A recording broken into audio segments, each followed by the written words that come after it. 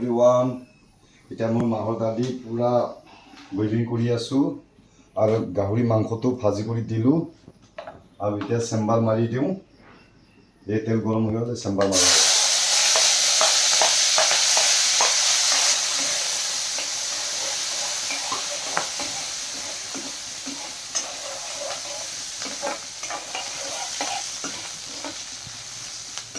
পিঁয়াজ জলকীয়া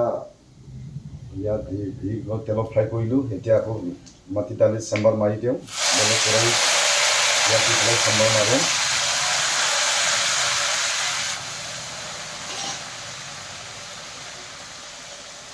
এই হ'ল চেম্বাৰ মাৰা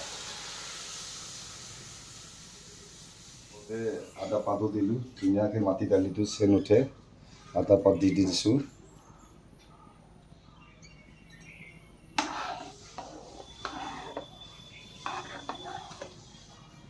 লগতে আদা ৰচুন পিচি পেলাই এই দিলোঁ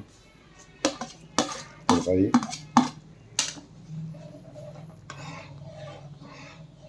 মাটি দালি আৰু গাহৰি বঢ়িয়াকৈ বনাইছোঁ দেই এই মাংস